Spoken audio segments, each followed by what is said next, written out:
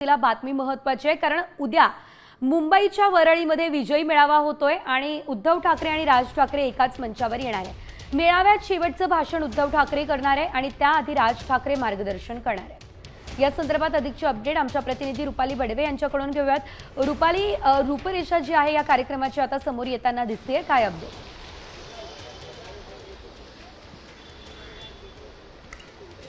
सेजल, सगळ्यांनाच उत्सुकता लागलेली आहे वरळी डोममध्ये पार पडणाऱ्या कार्यक्रमाची, कारण की याच विजय मेळाव्यामध्ये दोन ठाकरे बंधू आपल्याला एकत्र पाहायला मिळणार आहेत आणि उद्याचं नियोजन कसं असणार आहे याबद्दल सुद्धा अनेक चर्चा चालू आहेत।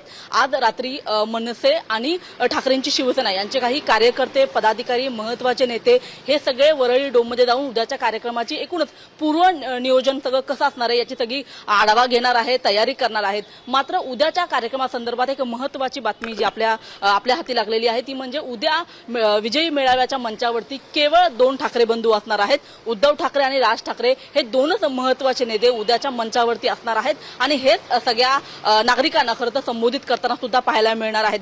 कार्यक्रमाच्या सगळ्यात शेवटी म्हणजे जे महत्वाचं भाषण असतं ते उद्धव ठाकरे करतील अशा पद्धतीची माहिती मिळत आहे आणि त्याच्यापूर्वी राज ठाकरे कार्यकर्त्यांना संबोधित करणार आहेत।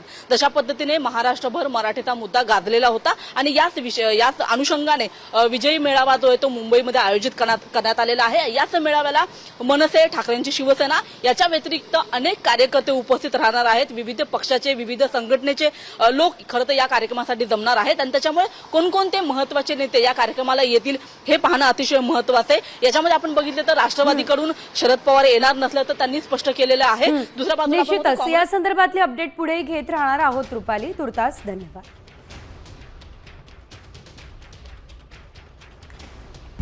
आता isakal.com आहे देशातील नंबर 1 ची मराठी न्यूज वेबसाईट। प्रत्येक अपडेटसाठी isakal.com ला नक्की भेट द्या।